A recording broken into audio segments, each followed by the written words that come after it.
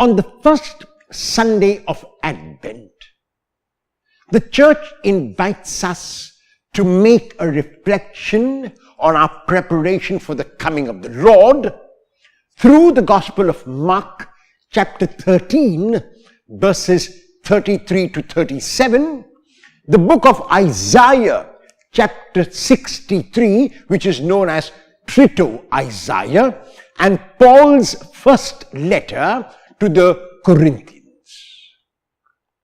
In the gospel text of today, which is taken from Mark's eschatological discourse, that is, the discourse about the things which will happen in the next life, we are invited to do two things. And the first is watch.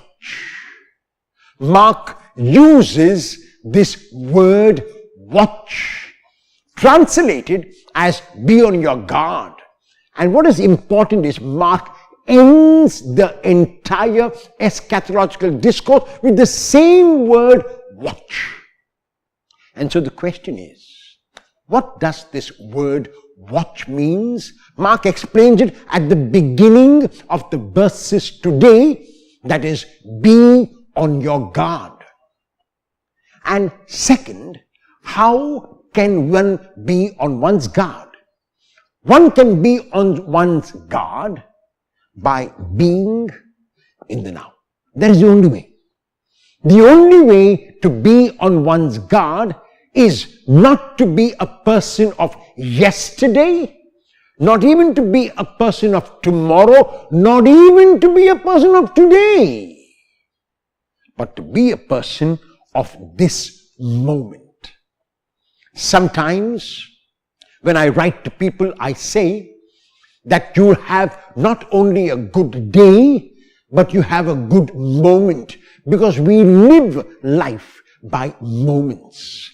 We live life by seconds. This is how we must live life, and this is what the Lord is calling us to when He says be on your guard or watch. He is calling us to live in the present moment, to live in the now. Not even in the next moment, which is today. And the reason why the Lord is inviting us to this way of living is this, that no one knows the day or the hour when the Lord will come. No one knows. We have just been living through this tremendous pandemic. All over the world, so many whom we never expected to go to the Lord have already gone. And we wonder what message the Lord is giving us through this. What is the Lord saying to us? Jesus said this 2,000 years ago. The Lord is saying, you don't have to worry about when you have to go. You don't have to worry about times and seasons. What you have to worry is about this moment, so that if it were your time at this moment, you would be ready. You would go to the Lord willingly. Now notice, if you live this moment fully, if you live this moment as you are meant to live this moment, then there can be nothing in your mind and heart which you will leave undone, which you will want to hope for, because you have gained this grace which the Lord gives you to live in the now. In the first reading of today, which is taken from Trito-Isaiah, chapter 63 of the book of Isaiah, Isaiah says, you were angry when we were sinners. This is how the Old Testament prophets would look at God. But Jesus has given us a new way. So the Lord will not be angry with us. The Lord will try to draw us back.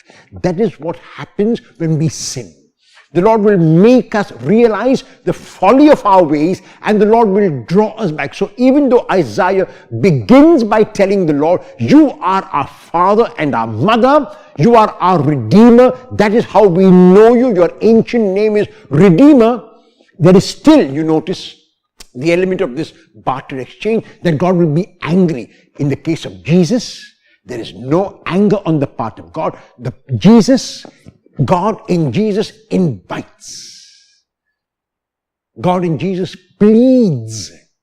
God in Jesus requests us to live in the now, so that we will be like the one whom the owner put in charge of the house. The owner might come in the morning, the owner might come in the afternoon, the owner might come in the evening, in the same day. And that's why I said, we do not even live one day at a time.